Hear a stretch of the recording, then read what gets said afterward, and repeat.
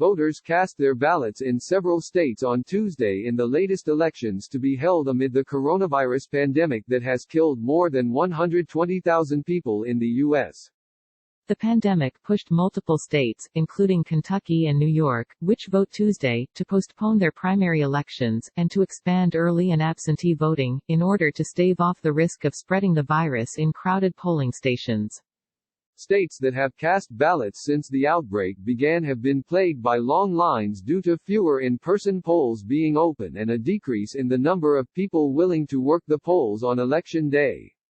The continuing nationwide protests against police brutality and discrimination could also play a role in voter turnout and possibly influence who comes away victorious when the votes are counted. In addition to primaries, several other states, including South Carolina and Mississippi, will hold runoff elections. Here are a few races to watch Tuesday.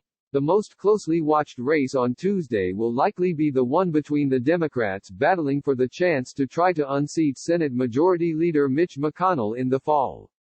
Former Marine fighter pilot Amy McGrath, Kentucky State Representative Charles Booker, and retired Marine, farmer and substitute teacher Mike Broehier are considered the top contenders for the chance to end McConnell's 36-year Senate career. McGrath has the backing of the Democratic Party establishment, including Senate Minority Leader Charles Schumer, and has raised $41.1 million, more than McConnell and her Democratic rivals combined. Those resources have enabled her to flood the airwaves with advertising, while also holding telephone town halls and spending time out in public talking with Kentuckians. Despite McGrath's deep coffers, the race is tight. Last week, a poll found Booker leading McGrath, 44% to 36%. Booker gained national attention when he joined protesters in the streets of his hometown after the death of Breonna Taylor, a 26-year-old black woman who died in March after Louisville police officers shot her in her home. He has won the endorsement of progressive Democrats such as Senator Bernie Sanders of Vermont and Representative Alexandria Ocasio-Cortez of New York. Broehier, whom the recent poll found in a distant third with 4% support, is backed by former 2020 Democratic presidential candidates Andrew Yang and Marianne Williamson. He has pitched himself as Kentucky's candidate, beholden to neither the Schumer nor Sanders wings of the party. Kentucky's primary was originally scheduled for May but was pushed back due to the pandemic. All registered voters were given the option to request an absentee ballot and, according to Secretary of State Michael Adams, 27% of them took that option or voted early in person as of June 15. Many of the state's counties, including the populous Jefferson County, will have only one in-person polling station open on Election Day, which some have decried as a form of voter suppression. More, while national voices claim voter suppression, Kentucky on pace for record voter turnout.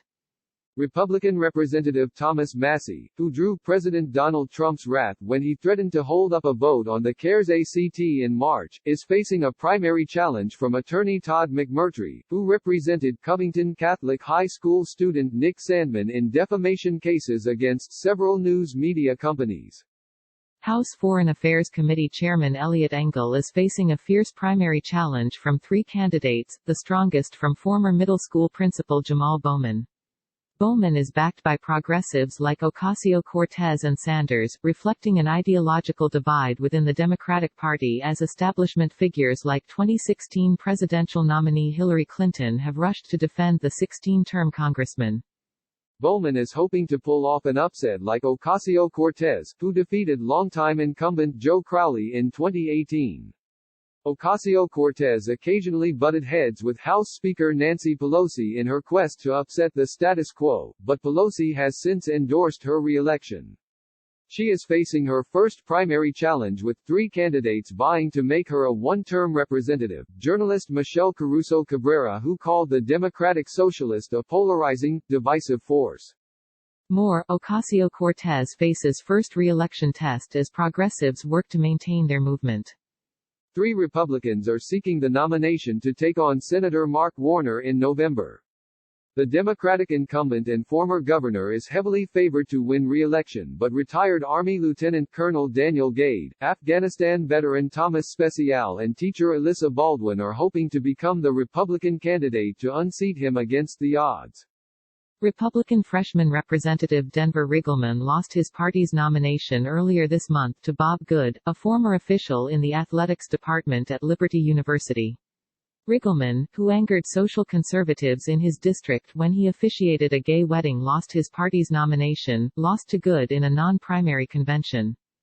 The moderate Riggleman's defeat by the more conservative Good could make the race in the 5th District, which went easily to Trump in 2016, competitive.